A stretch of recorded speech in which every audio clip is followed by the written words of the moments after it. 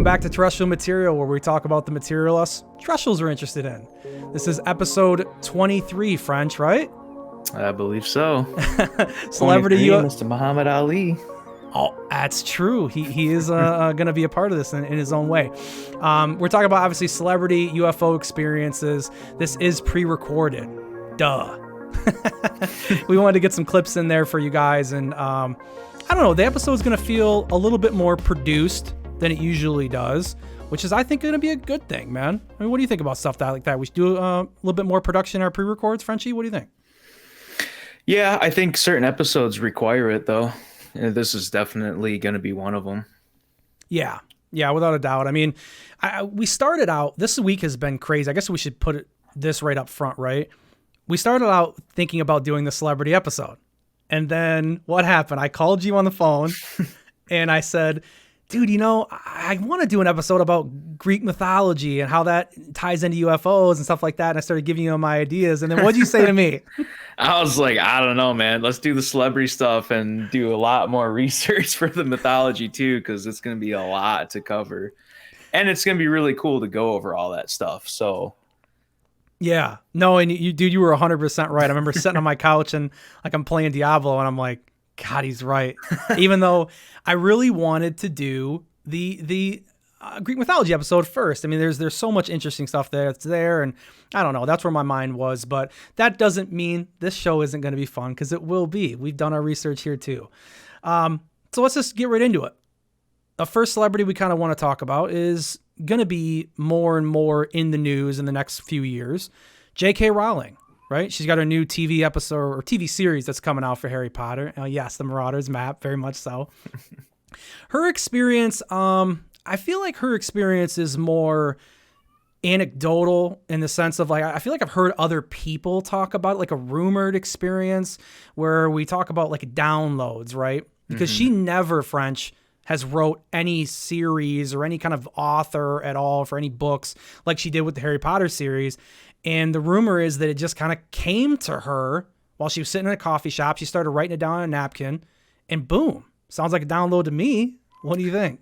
Yeah, if I was sitting in a coffee shop, I don't think anything like that would ever just like hit me. Or, I mean, it doesn't have to specifically be a coffee shop, right? It could be anywhere. But yeah, it's just too crazy, right? I mean, I know. The books, for those of you that haven't read the books are absolutely incredible. And the movies do the books the most poetic, beautiful amount of justice and like cinematic, gathering and everything and writing. It's just, we're fans. I know you're a fan. Yeah. I'm a fan. A lot of people are, but yeah, it's just crazy to like, come up with that entire universe and like magic and stuff like that. But like everything's just very cohesive. Like nothing feels out of place. Nothing feels like super like off in left field or anything. Like it's very downloady. See, it seems like it. Yeah. I mean, if you were going to describe a download experience, that would be kind of like we've been talking about. I mean, that's how it would feel to me. This instantaneous inspiration. I know we had Grant Cameron come on and talking to him was a lot of fun. I mean, if you really want to get down into some woo and start talking experiences, he's got to be the best guy to do it. Yeah. But I think you make a good point. It is a tremendous series. And, when you look at the movies, all of them were good. All the books were good. And I think that if this TV series that HBO is working on, it's supposed to be one season per book. If they nail that, I think that there is no argument that that's the greatest series of all time. There is no other series that landed all three total knockout of the park wins. Right. I mean, yeah. that's the holy trinity right there, right? Books, movies, TV series. I mean, that's it.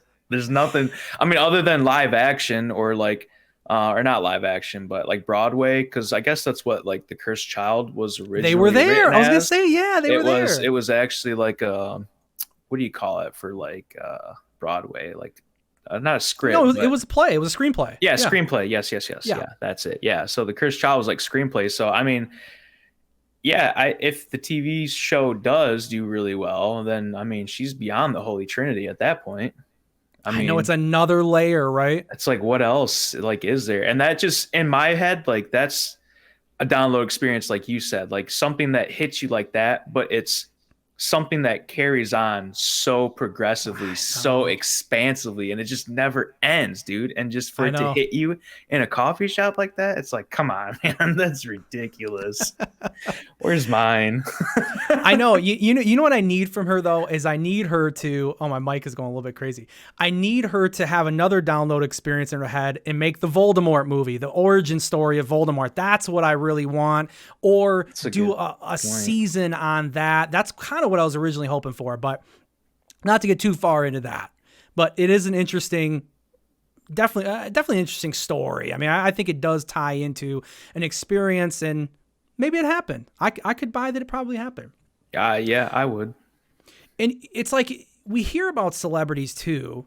The music industry is littered with celebrity experiences with UFOs, the phenomena, whatever you want to say, ghosts, paranormal. I mean, you name it. You can't go 10 feet into the stories without all these musicians without hearing somebody say, "I seen aliens. I know. Hmm. I had the experience." And I think a really good example of someone was Ellie Goulding's song "Lights," because we see a lot of lyrics that come from these artists, and we see like some inspiration. So I'll put it up on the screen for you guys, but we got the chorus here for her song "Lights." And it says, "You show the lights that stop me, turn to stone. You shine it when I'm alone. And so I tell myself that I'll be strong in dreaming when they're gone, 'cause they're calling, calling, calling me home. You show the lights that stop me, that turn me to stone, shine when I'm alone." Now, does that not sound like you're laying in a bed and the lights are coming in the window and you're getting abducted? They're turning you to stone. How many times have we heard that in abduction cases, French? Yeah, that's it's weird that you brought this up to me because truth be told, I never even thought about that song being anything related to aliens. Yeah, And the way that I've always interpreted that song was like some person that's going through a really dark time and like they found something to kind of like press them forward and keep them going. But sure. like and more as like time goes on, it's like, yeah, I think there might be a little bit of a deeper meaning there and like stuff like that, like the lyrics. It's like, yeah, okay. So what did you see? What happened to you? Yeah, and it also sounds like she's writing about a repeated experience too. I mean, she's saying, "I tell myself that I'll be strong." You would only tell yourself you'll be strong the next time it happens, because it seems like the first time you get up there, you'd be so caught off guard that you wouldn't be saying that. You would be laying there seeing the lights come in. You go, "Oh, it's coming again. I'll be Yeah. strong this time."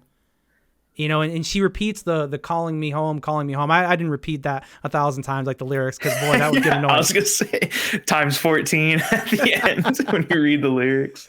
Yeah, so I cut a little bit short on that. But they shine when she's alone. I mean, that's what we hear. It comes at night, and usually people are alone. There's a few stories that have been out there with siblings. I can't remember off the top of my head.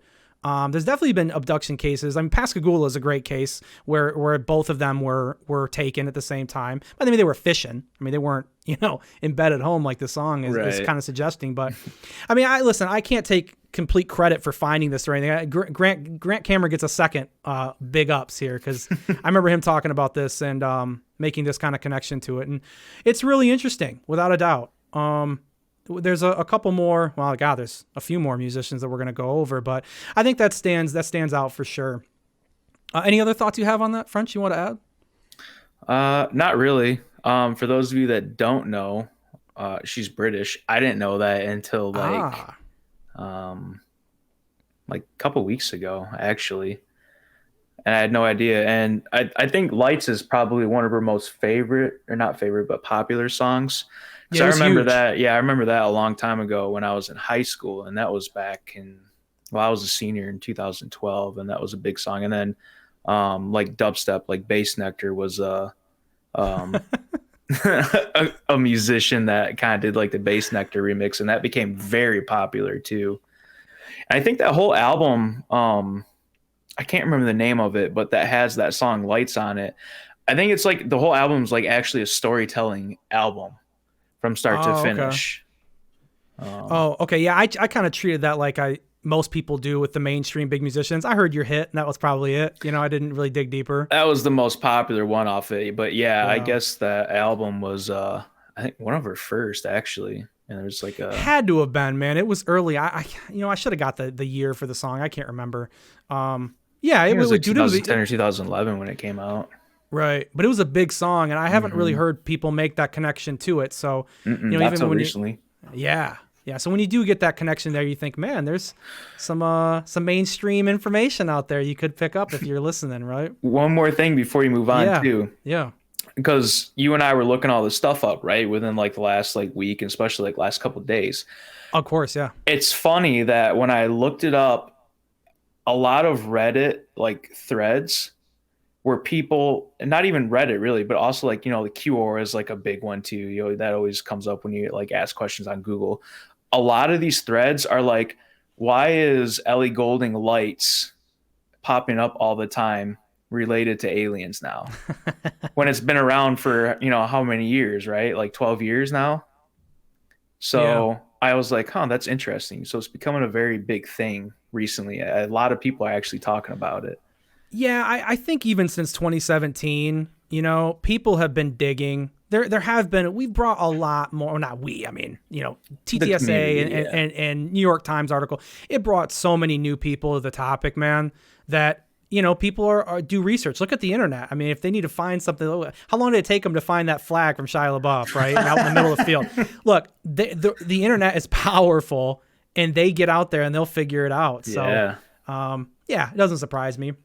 Let's get to the man on the thumbnail, right? We can't leave the thumbnail guy too far in. We want to get right into him. Muhammad Ali, come on, man. Float like a butterfly, sting like a bee. Muhammad Ali, huh? There you He's go.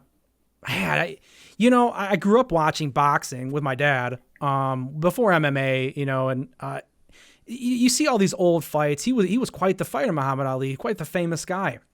But on September 7th, 1973, Muhammad Ali made his appearance on The Tonight Show, and he wanted to discuss his belief in UFOs, and it's a pretty cool clip. Let's run the clip. I've been studying You seem UFOs. quite reserved tonight. What? I've been studying UFOs. Did you know there are UFOs out here flying around, unidentified objects? This would be the place for him, Southern California. I'm serious. They sighted a bunch over Georgia. I've seen them at night. They have real photos of them, and the government and the people just completely seem like don't talk about it. So how about that? Muhammad Ali, right on The Tonight Show in 73. Oh God, I'm rhyming too much now. I know. That's yeah. It's funny. So supposedly, what he's kind of referencing in that is his first encounter was when he was out running and training in 1970. I guess he's had like 16 sightings across his entire life. Wow. But isn't that interesting to see him back in 73, those old days, getting right on TV? I mean, you had the people laughing at him, people are still kind of, the stigma's there, obviously. Didn't take it seriously. No, but he didn't seem to care, right?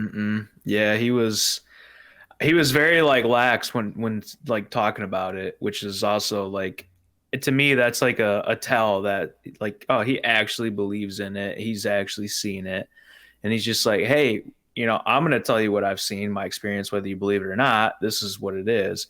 And like you say, he's on the Tonight Show, so I mean, obviously he doesn't care. That's his own beliefs, because how many people are watching that, the live audience and everything like that. So Yeah, I mean, he was always known to speak his mind without a doubt. I mean, I know that a lot of people would consider him, a draft dodger. There was a lot of that stuff that went on, and he was charged. I believe they stripped him of the heavyweight title. I forgot about that. Yeah, they did, and they suspended him. I think he got.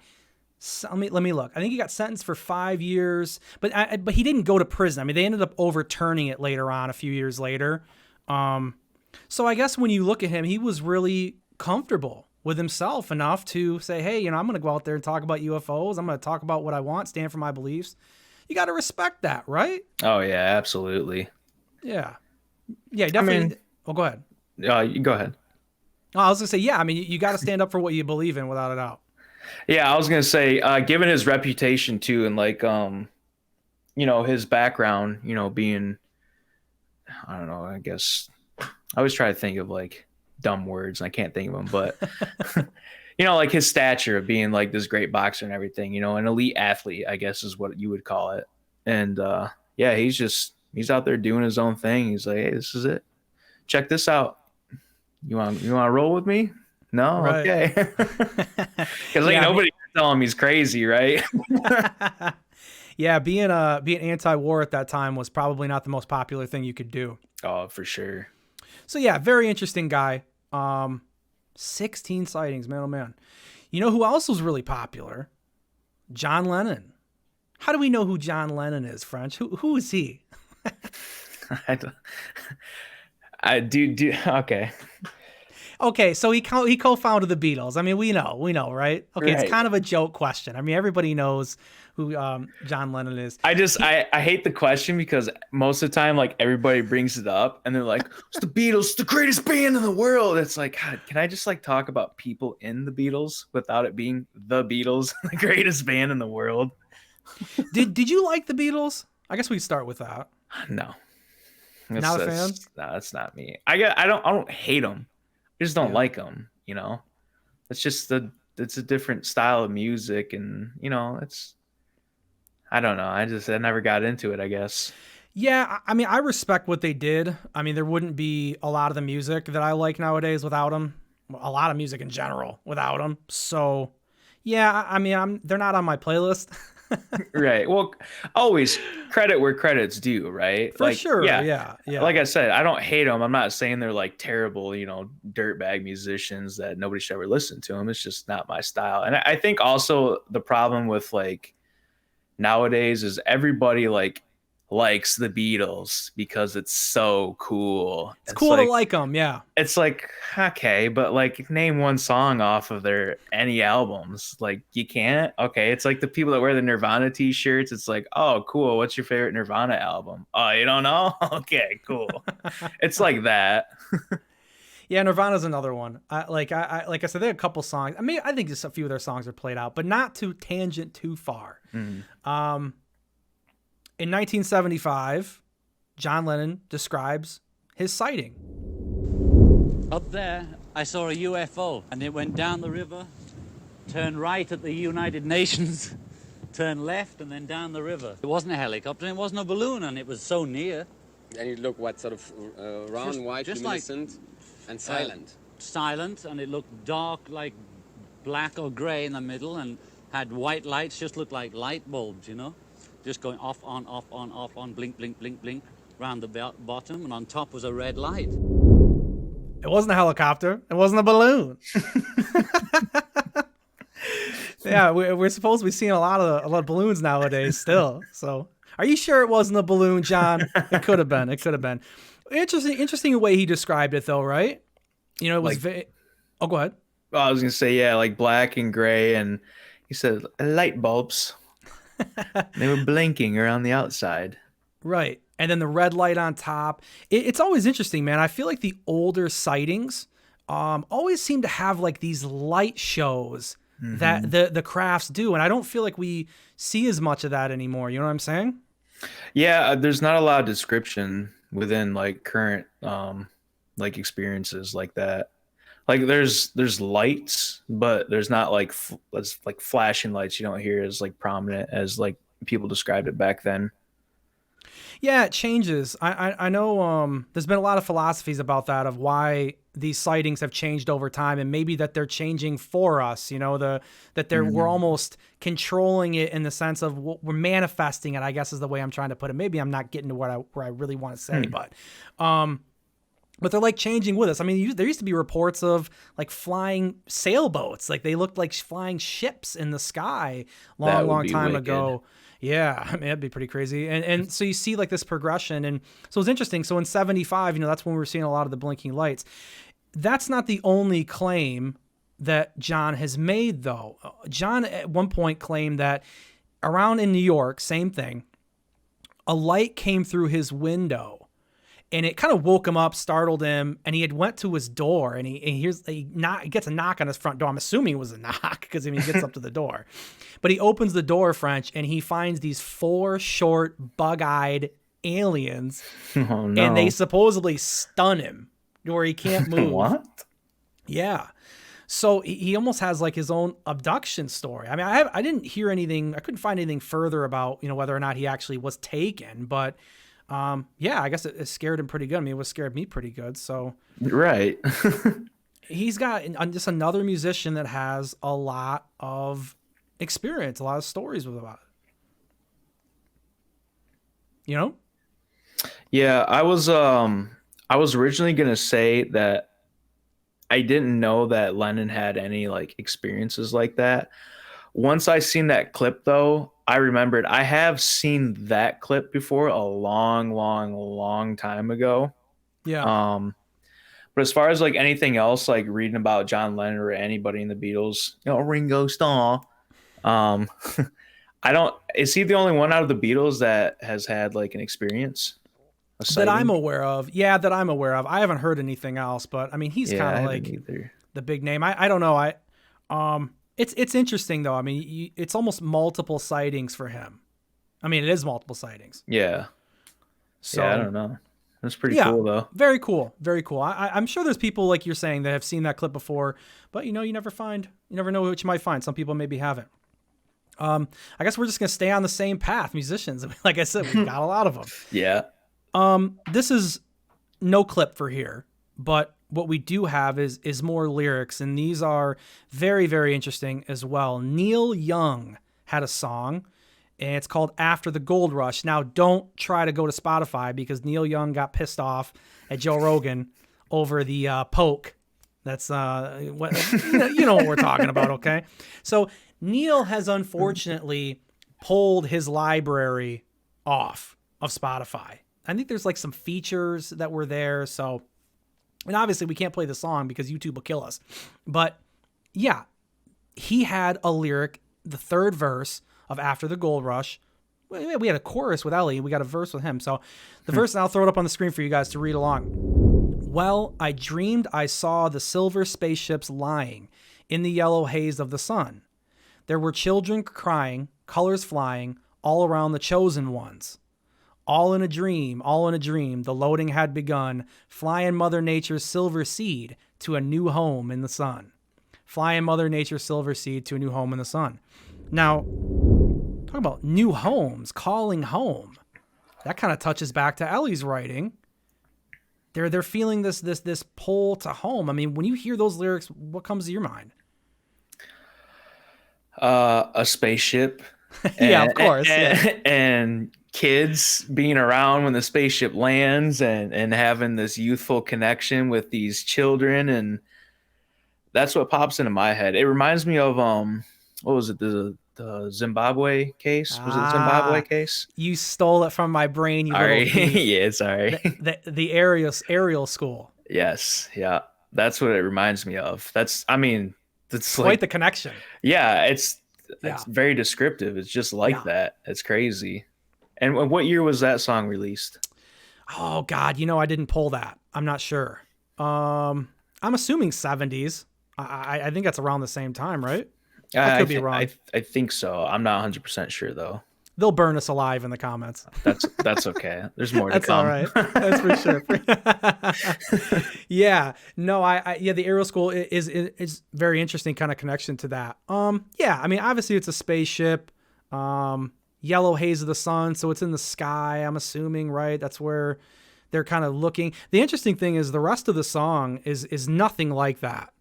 I don't have the other lyrics on me, but maybe I'll throw them on the screen for the other lyrics. But the third verse is very random for the rest of the song, and people have questioned him in the past, like, why was that so different?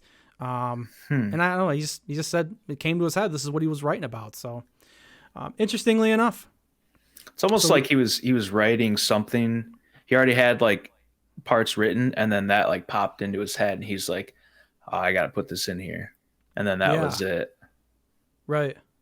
Yeah, I don't know. Well, I mean, I think we'll see more and more examples as history rolls on of more and more people writing that way, and there'll be more examples for us to dive into. How about Elvis? Huh? Elvis is a pretty interesting guy. Hey, baby. Thank God you did it. That was more Johnny Bravo, but Yeah, for sure. But You ain't nothing but a hound dog. run all the time. I can't do Elvis, man. I wish I could do Elvis. I should have took a little more little Go maple ahead. syrup and put it in the hair. I could have done Elvis a little bit. No, but there's an interesting story, and we have a clip for this too, and we'll play here in a moment. But I wanted to read this here. This is Sonny West was Elvis's bodyguard, and so Sonny actually recounts this story of him dealing with Elvis in this sighting. This is pretty interesting. Sonny states that he remembers a time in 1966 when Elvis believed there was a visitor from outer space, or visit from outer space, rather. Elvis and Sonny see a light, thinking it's a plane, and waits to hear the sound of its engines. Sonny says, "I didn't hear any sound. The light kept coming, and it went through the trees and sort of the top of the house." Elvis tells Sonny to go back in the house to get Jerry Schilling. When they return, they can't find Elvis. They call, no answer. They finally find Elvis 2 or 3 houses down. Sonny says to Elvis, "Jesus, that light scared the hell out of me. I thought they'd got you. When I said that, I was only joking because I believe I had seen some kind of flying saucer or phenomena which I can't explain."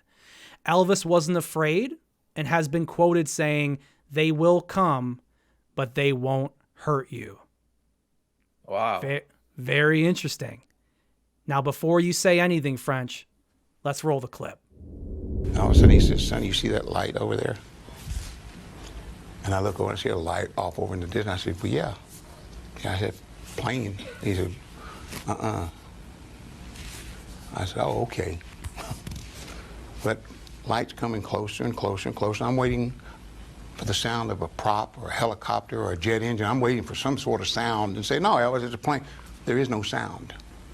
And it's getting closer and closer, and there's a tree line there around the golf course, and it just kind of went and disappeared behind the trees there. So I guess he mirrors what I read, but it's still cool to hear the reading, and then you get that right from Sonny's voice, right? There's something about that, hearing it right from the source of what happened, right? Yeah, that accent too. I like that accent. Right. It was cool how he describes it as like, well, a golf course, right? Yeah. That's kind of like rare, isn't it? Like, Right. usually don't have UFO like sightings like around golf courses. But Well, it's then like he the says, neighborhood golf course thing. You know, you have like a community around it. I think that's kind of what happened with it. You know, Okay. the neighborhood around it. You see that. You see neighborhoods around golf courses. yeah, and I was gonna say also he says it like disappears like behind the tree line and stuff too. I'm like, huh. So Yeah. dude was trying to get like cover, it sounds like. So what do you think? Do you think they actually got Elvis and then they just put him back down in time, but by the time they got him? I don't know, because here's where my brain goes with stuff like this, especially like musicians that have experiences like that. Like, how popular did he become after that? And then what happened when he did die and pass away, you know? Yeah. Because Elvis was he was one that was dead on a toilet, right? Yes. Okay. R.I.P. Yes.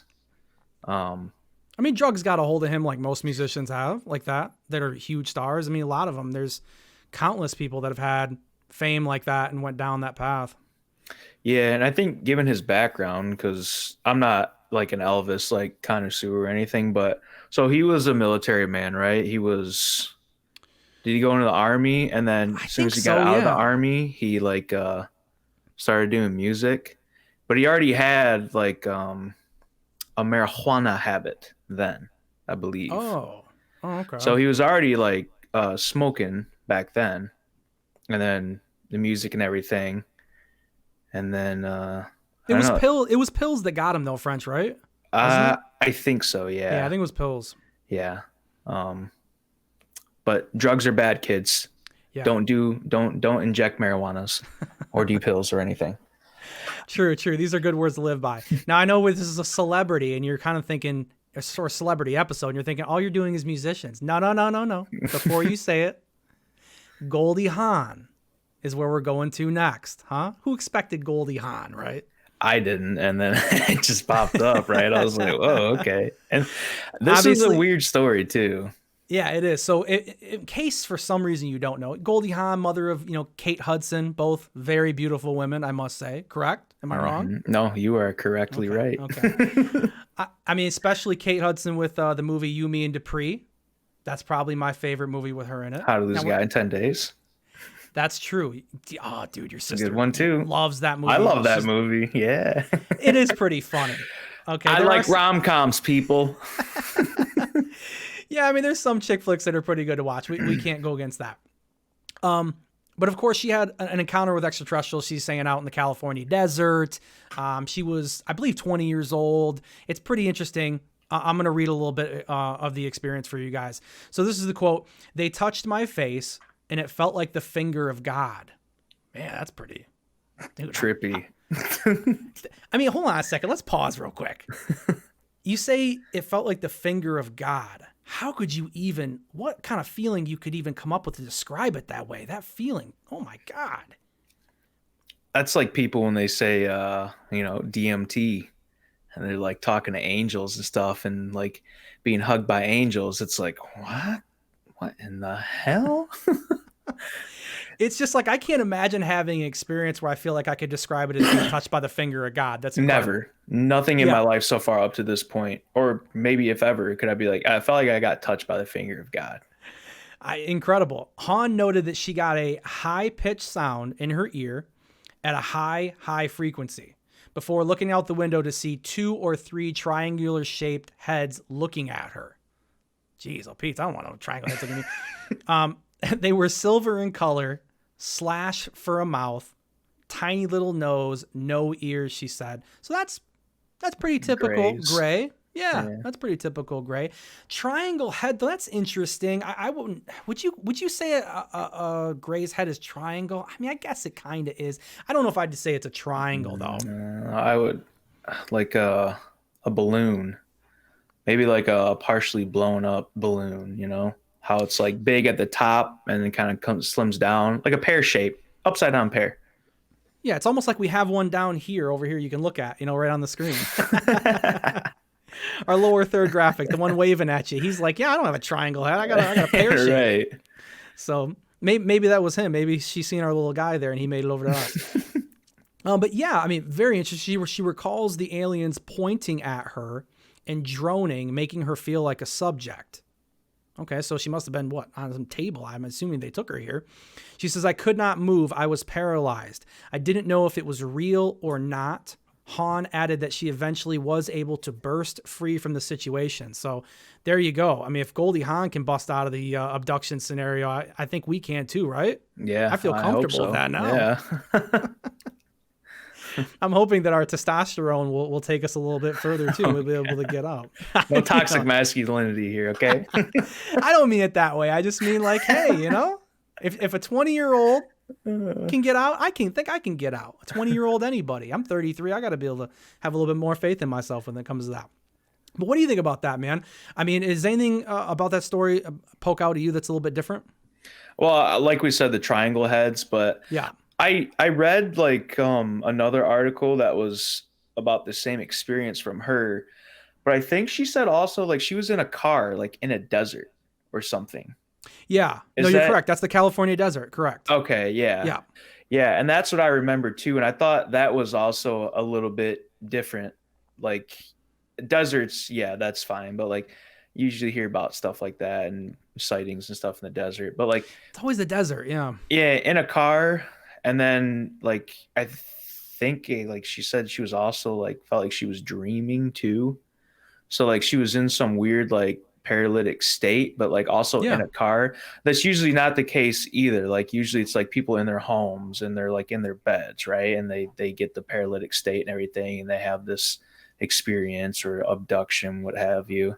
So that's a little bit different too, in my opinion. I mean, there could be other experiences that you can think of that, people have been in cars and stuff, but there's actually one that we're going to get to a little later that actually is very similar. But you're right. I mean, it is it's not common. Abductions are we usually hear about them in the home. Yeah. So it's not common, but you're definitely right about that. Now, how in the world, French, can we talk about Goldie Hawn without mentioning Kurt Russell? You know what I'm saying? We got to bring Kurt in here. People are like, who the hell is that? Overboard, folks. I know. And look, we are going with a lot of people that aren't very current. I mean, we're kind of digging back at some of the older stuff. I feel like we hear more about this stuff from the older celebrities. Yeah, I think it's just our research and our interest, though, too. That's true. We like to look back a little bit when we're looking around. But he reported seeing the Phoenix lights. Now, I could be wrong about this, but I tried to find the clip talking about it, but I think when he reported the Phoenix lights, he was actually in his plane when he did. From that's what I remember, that was what he had seen, and he had actually called in and actually reported the situation. So, yeah, I mean, and I almost forgot about Kurt Russell. I don't know how I almost forgot about this story.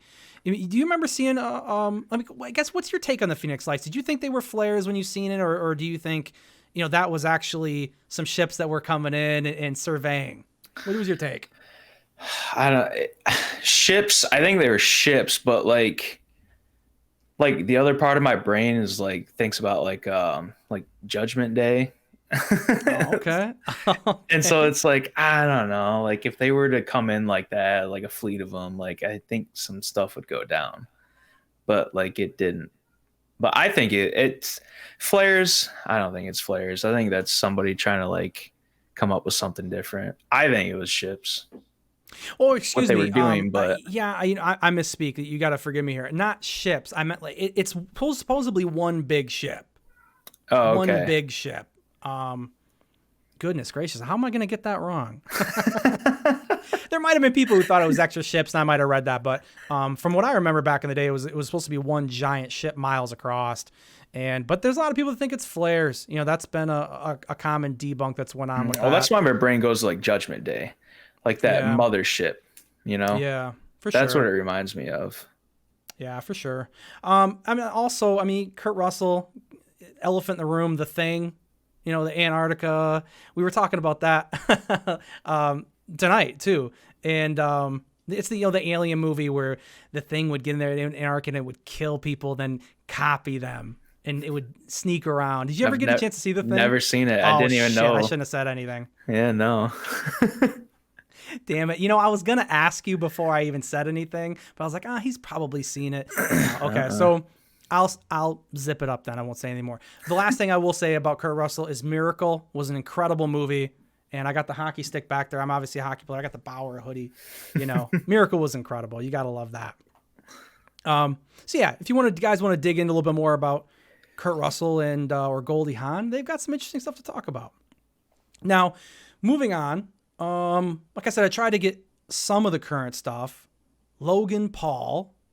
Jesus, he's everywhere, is he not? Always. It's always something. Either him or his brother. Yeah. They're kind of big around, and the whole rumor with them is that Logan supposedly has footage, and nobody's seen this that I'm aware of. And what happened is he had got a hold of this footage in a real kind of sleazy way, and it's supposedly footage of an experience where these two men were in a car and they had the camera in the middle of the car. James Fox describes it on Rogan's podcast. And this light supposedly comes down, beams down on the car, and it's moving around, and it's almost like going through the car, through the hood. It's not just coming in from the windows. And these guys are really scared, and they're jumbling around. And so one of them decides he's going to get out and he's going to run. And he gets out, puts the camera up, and supposedly sees this glowing orb, this disc. And it's supposed to be one of the greatest videos ever from 1995. And so Logan Paul ends up deciding to try to go get this footage from Chuck Clark. Chuck Clark is the guy who lives in a trailer out in the desert that's got a VHS tape with supposedly the best footage ever. So we got a little clip that we want to show you of James Fox talking a little bit about what happened with Logan Paul. Play the clip. So Logan goes in there and meets Chuck Clark. And Chuck Clark's like, yeah, I got the tape right here. And so he says, I'll give you $100,000 for it. And the guy says, no way. And so Logan Paul, we're going to reveal this for the first time. Logan Paul has got a button camera. on his dress, on his clothes. So Logan Paul's like, all right, well, this guy doesn't want to, he's going to die with it. So let's get this thing on camera. So Logan's like, well, let me see it at least. So Logan like looks at it with his thing and, could you show it to me again? Gets another angle, and then he leaves. Logan Paul, you sly devil, you. Which, why would he even have to be $100,000? Why wouldn't the guy just give up the video clip, right? Yeah, I don't know. You'd make more, right? He just gave it up. Dude, you're living out in a desert shack. Right. That, we can't obviously play like a whole lot of like Rogan footage because we'll get killed over it. But James Fox kind of goes into more detail about it, where Logan's driving out there, right? And he's kind of lost finding this guy's place.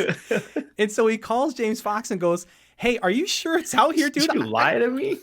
He's like, are you sure? I got $100,000 in cash, man, and I'm lost out in the desert. Oh no. It's a total scream. Like, I can see that playing out where Logan's like, this fucking guy, man, he's got me running out in the middle of the night. He's wondering maybe James Fox is gonna put a hit on him or something. Right. Right. I was gonna say, like, you ever watch like Breaking Bad or something, like El Camino, like the following of Breaking Bad? That's like how that stuff goes. He was like, go out in the desert. It's like, all right, somebody's getting gunned down. Like, I've seen how this goes. Yeah, it's not only people that go missing in the desert. $100,000 does too. Trust me, it will be gone. But a button camera, huh? Dude, how about that? Dude, he's smart. I mean, I wouldn't have thought to do that, right? No, yeah. It surprised me when he said that, and I was like, oh wow, that's actually really smart. Because you don't hear a lot about people doing that in general. It's like a James Bond thing, right? That's like a cheesy kind of like spy cliche. Now, granted, I think James did tell him, hey, he's really cagey with this footage.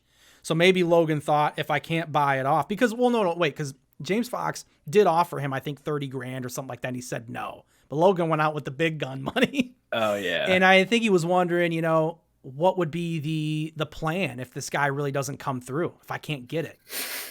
Leave it up to one of the biggest YouTubers of all time to figure it out, man. Yeah.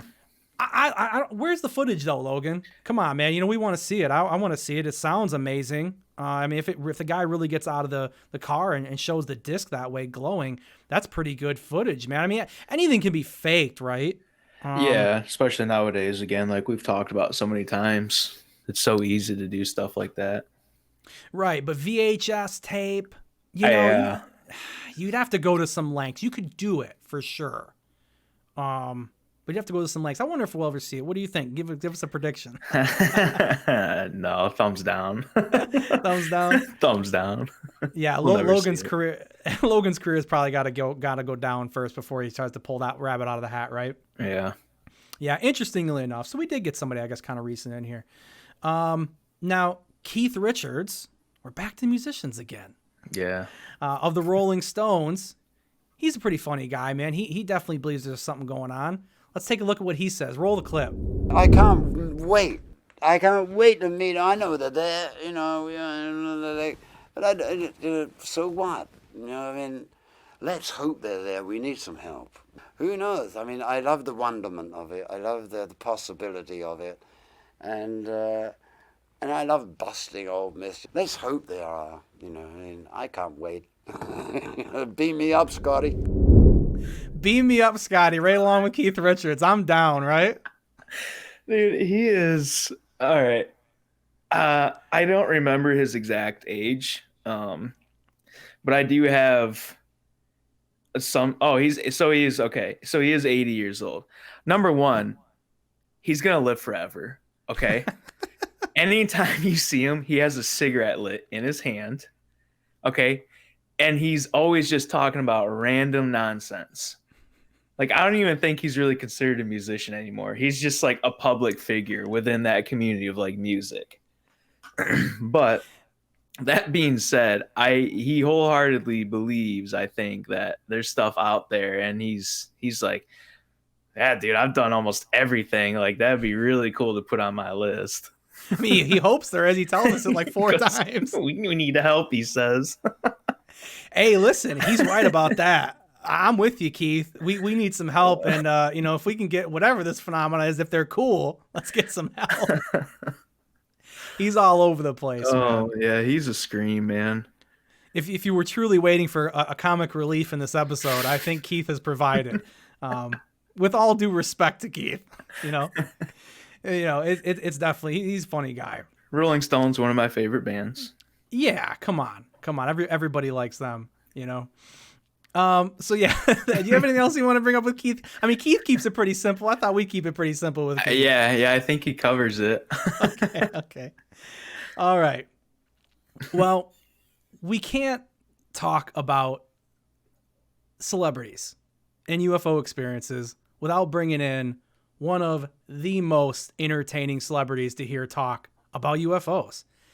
Dan Aykroyd is a legend. And he's in the teaser trailer, if you remember. And he believes in almost everything paranormal, French, right? I mean, Bigfoot, ghosts, any kind of goblin. I'm sure he does believe in the smoking werewolves and the dino beavers out at Skinwalker Ranch. I guarantee if you ask him, he would say he believes in that. When he comes to mind, Dan Aykroyd, out of all the Men in Black stories and all of those areas, what really pops for you? What's your great moment with Dan Aykroyd and UFOs? I know you were mentioning it was Men in Black. That you like that side of it, but was that your favorite? No, I believe it's the teaser clip. Is that the clip that you have for us today? I do have the clip. You know what? That is my favorite one. That I've seen 4. So 2 in a high altitude sighting, and 1 fairly close at the farm a couple of years ago. And then one really, really weird one in Montreal at the 23rd floor of the Queen Elizabeth Hotel. I'm sitting there with some friends, and I see this. It looked like an air mattress, but 100 feet long by 50 feet wide, tipped over with the bulbs on the bottom, and it was moving slowly, and just it stopped, and then it turned, and it went out over the river, and we were going, what's that thing, So he sees a UFO that looks like a mattress when he's on the 23rd floor of the hotel. Hey, Dan, you got to at least consider that was Keith Richards throwing his bed out the window on the 24th floor. I knew you were going to say that. It could have been. I'm just going to say, there could be a little correlation there on that one. Shouting, beam me up, Scotty, at the top of his lungs. It could have been. You never know. I mean, look, the only other clip that I've seen, I mean, we have seen a couch fly through the air. There was a clip I think it was from Turkey, and they had a storm that came through and a couch flew through. So, look, it's possible that it actually could have been a bed of some kind. I don't know. With light bulbs? What were they doing? No, but I gotta take the light bulbs out. It ruins the joke. Well, he could have threw a couple lamps out along with it. You never know. They could have been wrapped up. Yeah, could have been some lamps. So he's had a lot. 4 sightings. That's not common at all. I can't think of many people that have 4. And he is counting one of them, like with the sightings where there was 2 high altitude, right? So 2, so 3, I guess overall. But what do you think about him, Dan Aykroyd? What do you think about what he's seeing there? Well, that story, I thought that one was that was one of my favorites. Yeah. The other one, I believe he talks about seeing like demons like in his room. I think he was at some cottage or something. Maybe even the same place that he's talking about there. But there's something where he talks about like demons in his room or something, and it like freaks him out and stuff. And he was with his wife. I don't think he was with anybody else. I think he was just with his wife. And I think that might have been the first story and clip that I seen of Dan Aykroyd. And I was like, huh. And I was like, I had no idea that he was really big into this stuff. And the more and more I researched and what we just said, he's into everything. And he has as far as opinions go and description of sightings and stuff, to me he seems to have the best put together and the most consistent too, the way he always tells them. And I don't know, maybe it's because he's a Ghostbuster and I believe it, but true. True. But he's wholeheartedly invested in all of it. Yeah, and he reminds me a lot of John Lear, like in the sense of what a storyteller, man. I can listen to him talk about that stuff forever. Mm-hmm. He does such a good job at it. And he had a show that on Sci-Fi, dude, that actually got canceled. And like the last episode, he actually had Stephen Bassett and Stephen Greer on. They recorded the show and everything, and they ended up getting a phone call and saying, "Hey, yeah, we're canceling the show." They had all these episodes recorded for it. Yeah, it got nicked. Huh. So, that would have been pretty cool to see. Yeah, Bassett and Greer I together. wonder. Well, I wonder why they canceled it. They're like, oh, there's just this 2-3 big brains. Yeah, they're talking about way too much. Yeah, for sure. I mean, I think that's what he kind of alludes to, but yeah, I mean, Sci-Fi loves that sort of stuff. It's pretty interesting. But he does have a pretty interesting little Men in Black story that he talks about, where he was on set actually with that episode. It was the last one they shot, the Bassett and Greer one. So he steps outside, has a cigarette. Obviously, you see a few clips of him smoking and talking. Big smoker. Something about cigarettes, I guess, and telling stories. When you have that cigarette going, people just can talk and you'll listen. You draw the people in. Yeah. It really does lubricate conversation. But he's talking about standing outside, smoking a cigarette, and he's on the phone, and he gets a call from Britney Spears. And Britney Spears, I guess, wanted him to come do SNL with him. And so he's, cheesing about it when he talks about it, which, hey, I give him credit, man. I'd have been cheesing at that time when Britney Spears calling me. But he's on the phone on the side of the road. I think he still was 42nd Street. And he turns around and he looks, and there's a black Ford sedan up the road. And the license plate looks really fuzzy. And he talks about how a guy gets out, a man in black suit, gets out, very tall guy. And he goes to take a double take. And when he goes back to take a double take, it's gone. It's out of there. And then I think, he probably attributes a lot of the show getting canceled to stuff like that. So, yeah, he's got his little Men in Black story. What do you think? You think the Men in Black are real? Think there's people out there that roll around in black sedans, shutting people down? Yeah, I don't know if it's like in black sedans or, black Cadillacs anymore, but, there might be a group of Secret Servicemen that go through and intercept intel. Why not? Why not, right? Why Crazier not? things have happened. That's true. That's true. How about the Crystal Skull vodka? He's well known for that. Yeah, poured over Herkimer diamonds, which I think that he says they get the diamonds from Afghanistan or something, and that's how it's filtered. I think it's hard to get, isn't it? Mm-mm. You can get a hold of the bottles? Yeah, I tried it one time. Oh, did you? Yeah, I bought a bottle like 4 or 5 years ago. God, that Rogan promotion works, huh?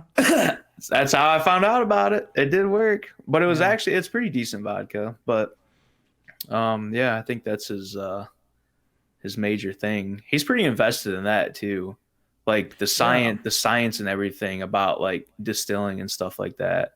I was like, huh. So you didn't just put forth the funds to get this going. You're actually one of the main people that did your research in science. I'm something of a scientist myself. Well, he does love those crystal skulls, man. I mean, when you hear him talk about it on Rogan, he's really sold that those could not have been engineered by people. And, I kind of think that they are fake, but when you hear him tell it, you always kind of check yourself a little bit and go, I don't know, man, maybe it could be real. Well, it's just a weird coincidence that diamonds can be pretty much scribed on, coded on. Right. And you can actually read off of whatever's on it. Yeah. It's interesting, man. I would love for it to be real. Like many things. Without a doubt. There's supposed to be 7 of them. Look, it's a lot more fun when they're real, right? It's a lot more fun. Of course. Well, I'm going to turn over a little bit of the floor here to you and let you kind of roll here. What about Jimmy Page, man? If you can start off with there, then you roll. I know you got a list of people you wanted to go over, so take the floor, French. Yeah, these will be pretty short. These were actually my dead ends, surprisingly, for the most part, because they're just musicians and people that popped in my head, and I was like, oh, there's no way they haven't had any experiences or anything. Well, there's celebrities here too that aren't musicians, so there's some more. Yeah. But yeah, so Jimmy Page, Led Zeppelin, I think almost everybody knows who they are. Yeah, get the lead out. Come on. So I was like, I wonder if he's seen anything. Well, to my surprise, doing research, he is very big into like occult stuff and like Aleister Crowley. Ah. And so Aleister Crowley is a big, occult leader and everything, and demons and Lamb, not like Lamb, the Lam, like the God, not Ba. We could do a whole episode on that, but go ahead. Yeah. Right. And so I thought that was pretty crazy. So there's a lot of like theories about their music and their lyrics being linked to like the occult and Aleister Crowley and like all these weird like symbols and stuff and celestial beings and everything. So I thought that was pretty interesting. Right. And Stairway to Heaven, I think, is one of the big songs where people like have spent years and years like deciphering the lyrics, and like it always comes back. And even in interviews with Jimmy Page, it always goes back to like Aleister Crowley. I love him, and it's like, wow, okay, that's a little crazy. Didn't expect that from you, Jimmy, but that's cool. Yeah, without a doubt. Crowley he made a lot of friends. Yeah, he could step out of the circle and survive. Okay, he could handle it. Dude, that was like one of the funniest things. My brother used to laugh about that. He used to say that he step out of the circle, but he can handle it. Yeah, dude, what a wild guy, huh? Yeah, and then Bob Dylan, and then like what'd you find with Bob Dylan? Well, Jerry Garcia, like Grateful Dead, Bob Dylan, like Jimmy Page, like they're all kind of like into Aleister Crowley, like, and I didn't know that. Okay, cool. And so like that's where like my research led me with like Jimmy Page, and I was like, and that's when I told you I was like, oh, cool, because I want like one more day to like read more about this, whether I present it or not, because I was like, holy, like this is like really wild, like I wouldn't have thought, So it's very interesting. So if you're interested in Jimmy Page and Led Zeppelin and all their music, there's a big old rabbit hole for you to go down with Aleister Crowley and other bands. Yeah, the occult doesn't discriminate when it comes to musicians. There's no doubt about that. Right, clearly. What about Tom Cruise? Did you have anything with Tom Cruise? I think you mentioned you were gonna. Yeah, so Tom Cruise, Scientology, right? Of course. I think most people know about that. Yeah. I'm not really familiar with like everything about Scientology, and I'm not sure if it is actually directly related to anything UFO or alien. Maybe we should ask Hal Puthoff. He was quite the Scientologist. But I have one interview with Tom Cruise, and the question was like, do you think there is life on other planets and stuff? And he said, I don't think you can actually count it out. He said of the question of whether life on other planets exists, it might be a little arrogant to think we were the only ones in all the galaxies throughout the universe, but I've never met one. I thought it's weird also that he said to think we were the only ones. Yeah. I thought it was a typo, and there's other articles too from like different like news presses and stuff where he says pretty much the same thing, but he always says it's pretty dumb to think that we were the only ones here. And I'm like, that's very strange. Like past tense. Yes. And he always talked that way about anything like that, like extraterrestrial and life on other planets and galaxies, in any like interview from any press or anything. I'm like, right. It's very strange. That stood out to me. But yeah, I mean, maybe the crypto-terrestrial thing is really real. I mean, maybe they're here. Maybe they've been here. I mean, that's a common thought process right now about the phenomena. I mean, you can talk angels and demons about it. I mean, it's pretty open right now for anywhere you want to go with the phenomena. But yeah, I mean, digging up previous crafts, Lazar talked about that. I mean, no matter what you feel about Lazar, I mean, there's rumors that was what was going on. So yeah, it's interesting. The past tenses, that's a good catch. Yeah. And then moving on from him, X-Files. Oh, yeah. Okay. Great show. Excellent. The best. I think most of us have watched it here, Once or twice. Yeah, once or twice. Twice for me. But so David Duchovny, he was another one that I was curious about. And I was like, he's done like different shows that kind of are within that area. So he did the X-Files. He also did that show Aquarius years later, which is about that's right. Charles Manson during that time and stuff like that, and that cult. And around that time, like UFO stuff was happening too. And I'm like, man, I wonder why he keeps like getting these roles and stuff. Like maybe he's like into it. So there's an interview with him, and he's talking to the reporter, and he says, the rationalist in me looks at the size of the universe and says, there's no way that we're the only ones. But also the rationalist says, if they had contacted us in any significant way, nobody's keeping that shit a secret. Really? Well, I mean, you could argue that it hasn't been kept a secret. I mean, there are potential leaks over the years. I mean, there are people telling stories about abductions, and we have information. I mean, the ufology is full of information. So, I mean, I can understand what he's saying there. But I you know what I find interesting is he has, same kind of take as Tom Cruise right off the top. I mean, they both think something's out there. We can't be the only ones, you know? Yeah, they haven't had any experiences, or if they have, they're not willing to come forth and, talk about them. Yeah. So I thought that was pretty cool. Yeah. Well, I mean, do you agree with him on that? I mean, do you agree that, that we wouldn't be able to keep it a secret? That's what he said, right? Yeah. Yeah. Yeah. He's like, there's no way that shit would be a secret. Yeah. I definitely agree with him. I mean, if there is actual hard evidence and stuff like that, and everything has been disclosed, it's not going to be a secret. It's going to spread like the quickest wildfire, throughout the world. So. Yeah. Oh, okay. I see what you're saying. Even if you took it from the angle of if they were deciding to actually release it. Yeah. I mean, it would go fast, of course. Yeah. Yeah. And he's coming from like, well, he says like very like rationalist and like irrational, rational, irrational are the words. So Right. It's just kind of cool that he actually thinks about it from both, spectrums. Most people don't. So yeah, again, seems like a cool dude I'd hang out with, have a beer with at the barbecue, smoke a cigar. One of my favorite money. actors. Yeah. Yeah. I'd pay money. But here's the thing though. I want him to be the Hank Moody character from Californication the whole time though. Because that would be fun. I want to get in the Porsche, the dirty ass Porsche. with the busted out headlight. yeah, and I want to smoke a cigarette, and then we can drive around, and then we can talk about the X-Files, man. That'd be great. Oh, dude, it'd be tremendous. Dude, what was a favorite episode for you? I love the episode where the guy's a pyro, where he snaps his fingers. He could just light people on fire with his mind. Oh my God, I love that episode. I don't remember exactly the rest of the episode, but I remember it always freaked me out. I remember my first time seeing it as a kid.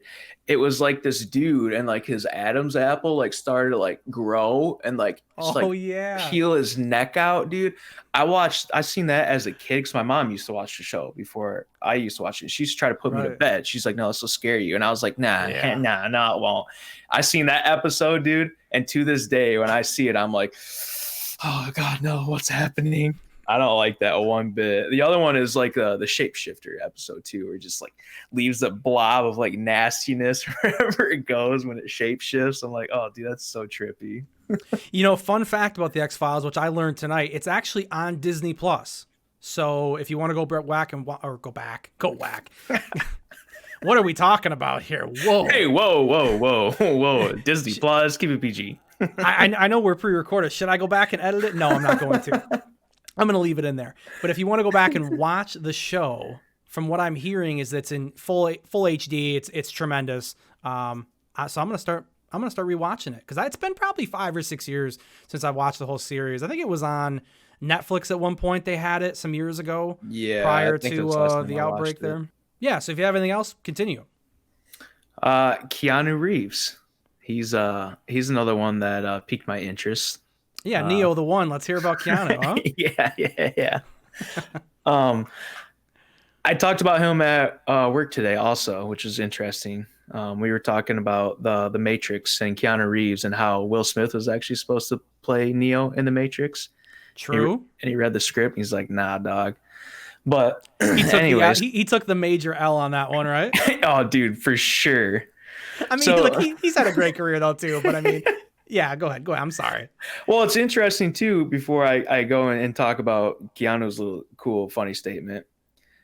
people were like, why would Will Smith turn down The Matrix when he said it's too weird and out there and everything? But then he does like a superhero movie like Hancock, and then he does I Am Legend. And he does iRobot too. And iRobot, yes. So people are like, oh man, like you could have done those movies and the Matrix series. Like, well, look, here's the thing. The Matrix came out in what, 99? So he probably seen that it exploded. iRobot, a lot of those other movies came out mid 2000s. He probably realized he made a mistake and then said, hey, I'm going to jump on this train. He recovered. I'll give him that. I mean, that's quite the recovery, my friend. Yes. I think it's safe to say he recovered, but go ahead. So Keanu Reeves, The Day the Earth Stood Still, Constantine, which is one of my absolute favorite movies. Incredible, yes, incredible. I'm like, there's no way this guy hasn't had an experience or anything. Another dead end. He has not had any UFO experiences, but he does believe in them.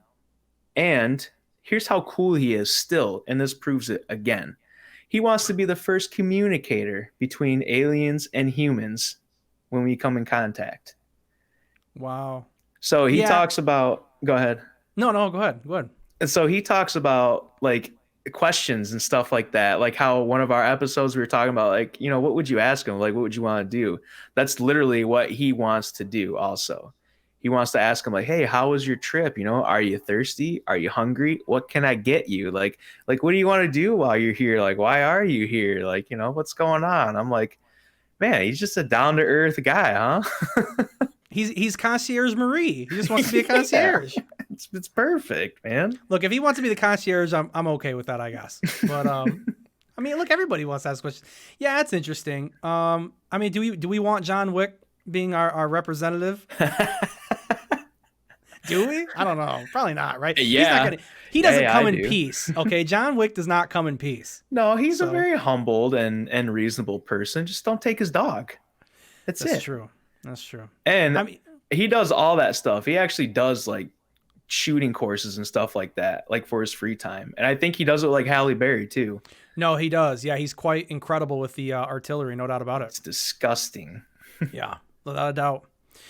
Well, I got one other person that I want to add here at the end.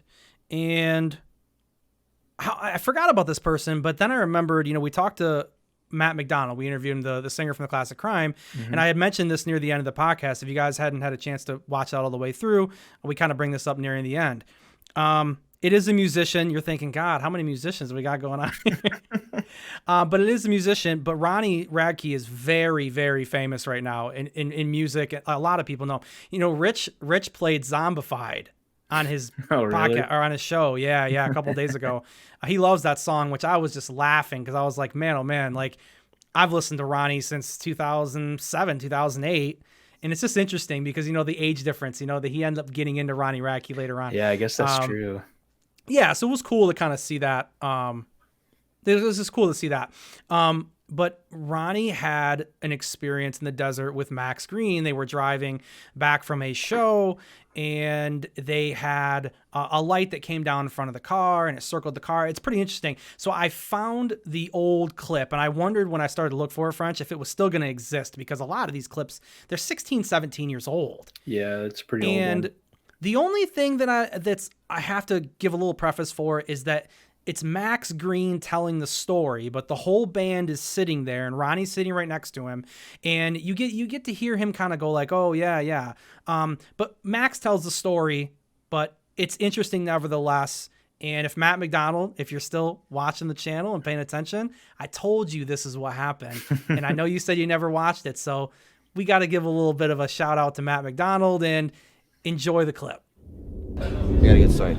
We were, it was right after, like we were going on tour, and our last place we played was Washington, and it's actually right after our tour. The whole band went back, and me and Ronnie stayed, and so we were driving back to Vegas, and we're going like, we're speeding down this highway or else, and like I saw like this bright light flash in the sky, and then like Ronnie saw it and Joe saw it, and it was like we looked at each other, swear. It was insane. We were like, I was like, did you guys just see that? He was like, yeah. I was like, you guys want to pull over for a minute and see if we can see it again? They're like, yeah.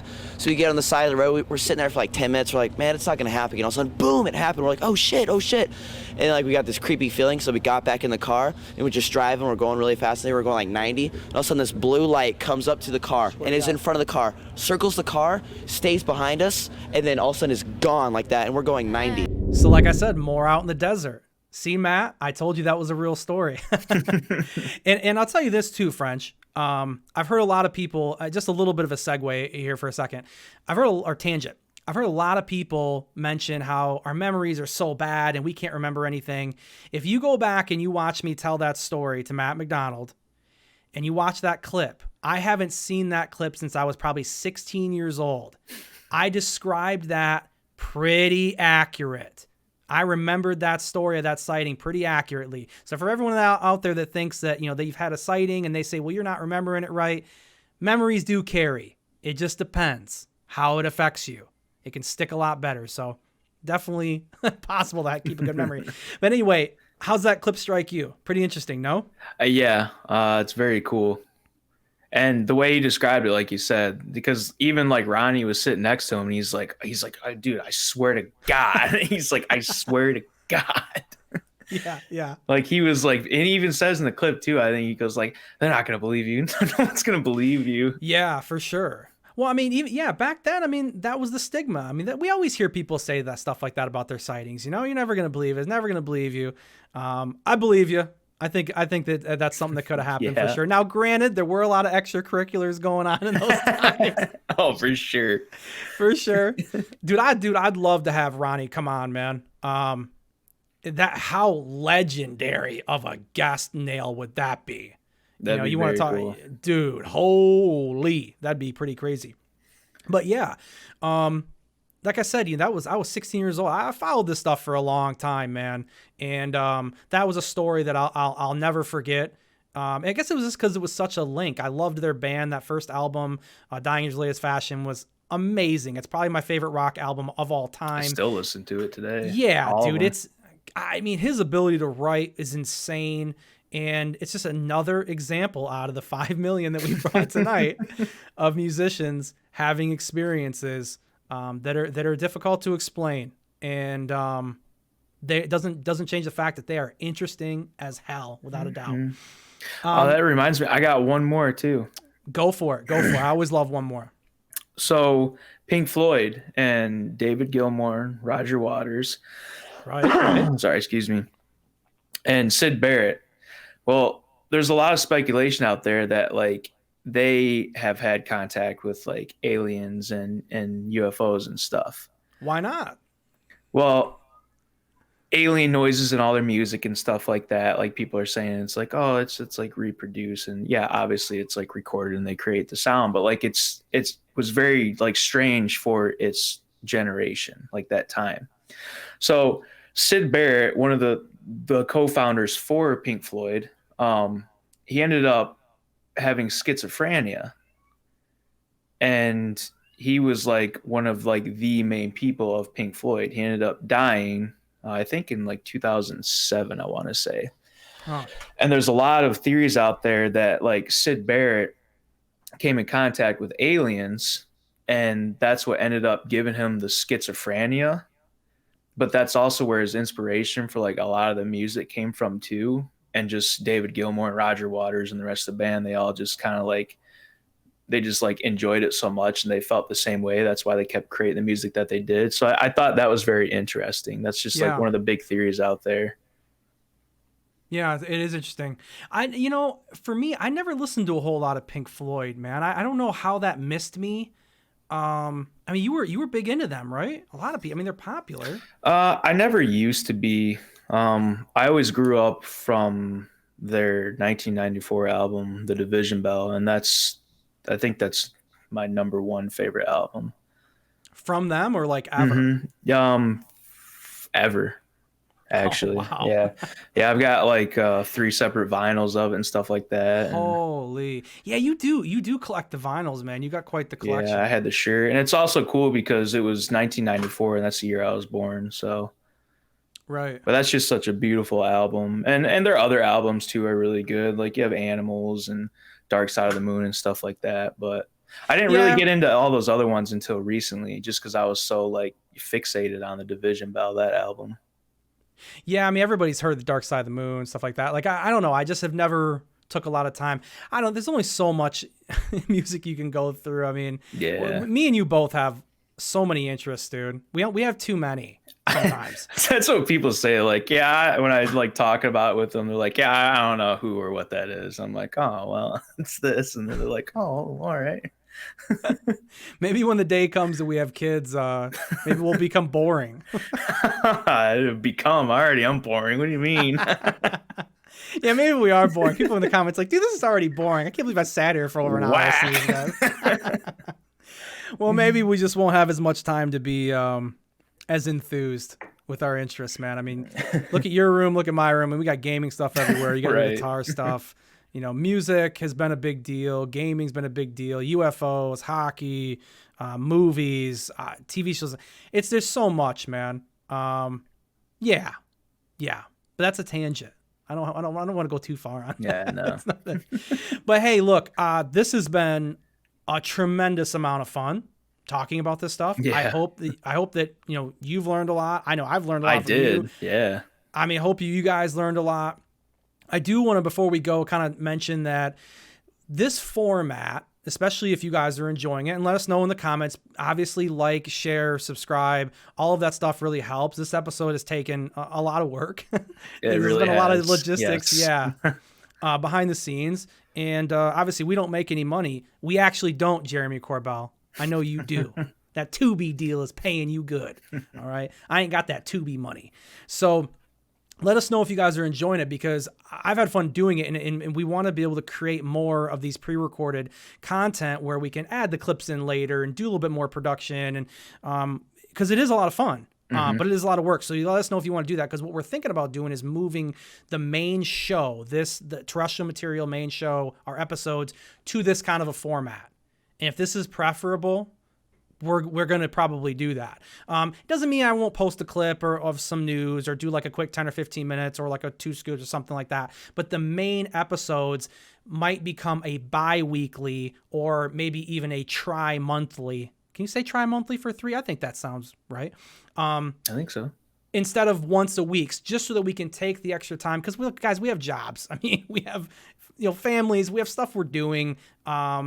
It's hard to get all of this done and get the timing in general is already tough. And we don't have editors. Ice Cream does all the editing. He is the editor. It's not like we have people that we send all this to and they can go and edit it. So it takes up all of his time that he has that's free. Right. So like if I'm not gaming and I don't game even half as much as the time I spend on the show anymore. All of that, if that's something that you guys are interested in continuing forward, please do let us know, because we will do that.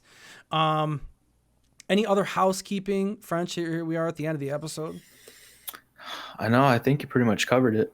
Okay, so the next episode that we're looking at for 24, and now it could change, but we really wanted to dive into Greek Roman mythology and the connection to ufology. If there is one, we might end up coming back and saying there isn't one, and maybe that could be interesting. Maybe we could pull out some areas where people have been wrong, but that's going to be what we're looking at to do next. I do have a request out to Michael Schratt to have him come on and discuss crash retrievals. Waiting for a response back from that. So hopefully, we get him, because he seems like a pretty awesome guy and his content's great. So we want to be able to bring that for you. And if we can get him before, we probably will do the interview before this next Greek mythology episode that we're talking about. So keep tuned. Obviously, we release teasers now. It's a new thing that I want to do. Keep you guys updated, in case if it's not an every week thing, I don't want you to think we've died or we've quit and we've went somewhere else. And then the last thing, because holy sheesh, this is going long. I know French is like, dude. The gaming channel is up. And probably sometime next week, we might do the first episode on our favorite FPS shooters of all time. And I think that would be pretty easy to do, man. It'd be pretty fun to go through that. So Terrestrial Material Gaming, it's on the channel. If you go into the links on the top of the channel, if you're interested in gaming content and you wanted to hear us talk about gaming, that's where we're going to do it. So make sure you go subscribe over there, share it out, let people know what's going on. We definitely appreciate it. But that's going to do it for us. I'm Ice Cream Shots. This is Steve French. This has been Terrestrial Material. Material, you are correct. And we'll see you on the other side before you know it. Have a great weekend, guys. See you guys later.